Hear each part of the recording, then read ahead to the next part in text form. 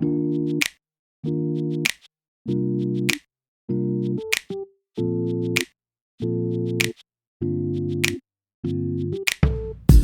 guys, it's Jeannette. Hope you're all doing well. I am back with the second video that will help you stand out, especially for my new graduate nurses on your resume. So I'm going to run down the list on ways that you can stand out both on the actual resume paper, application, and live interview.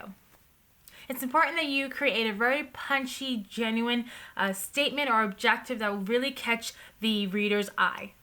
Highlight your clinical experience and be specific. Do not use short terms. Don't say just OR, say, operating room, because keywords will help populate and bring your resume up to the top. Ensure that there are no errors in your resume application. I suggest you sending it to at least 3 different people, giving yourself enough time to receive feedback, make those corrections, and then send it to the second person and keep going. You want to make sure that you are not submitting anything with errors in it. It's not professional, and you most likely will be turned down. Remember, nursing, there's a lot of fine detail, so make sure you put in the time to make sure that your resume is just 100%. Customize your resume for every single job position you are applying for.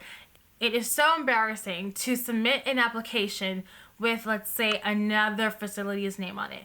Make sure you review your resume, have someone else look at it, and that it is specific to that job in that facility. So for instance, if you are working towards getting a job in OR or in L&D, you may be using the same resume, and you need to be a little more specific. So have one specific for L&D positions and one for OR. Obviously, the meat of your resume will be the same, but still, be specific. Try to keep your resume to less than 2 pages. The space on your resume is highly valuable, so make sure that you go ahead and remove that little thing on the bottom that says references upon request.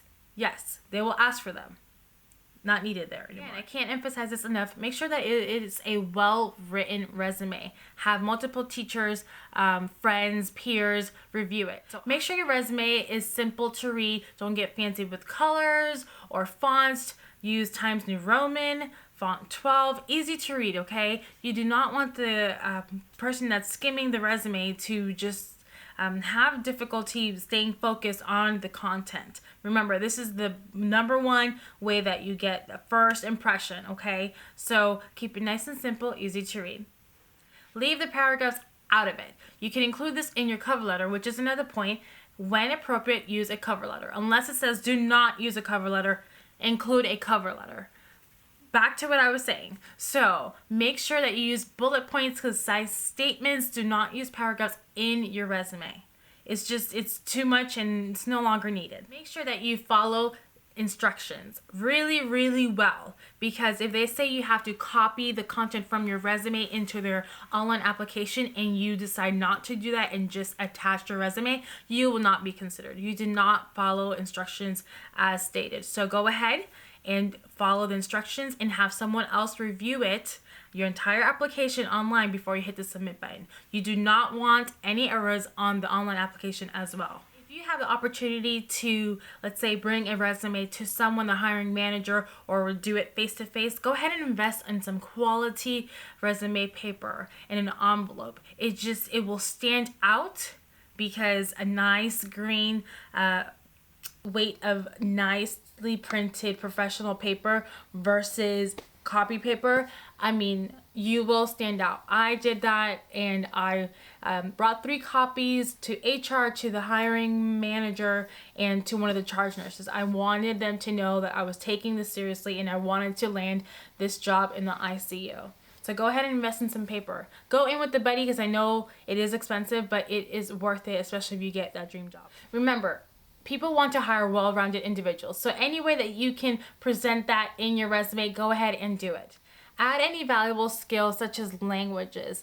This is so important and so helpful in our field here. So if you know how to speak any language, go ahead and include that in your resume, and even bring it up during an interview. All right, these last 2 are really important. Network. That is probably how I landed my dream job in the ICU that I still hold today, 2 years later.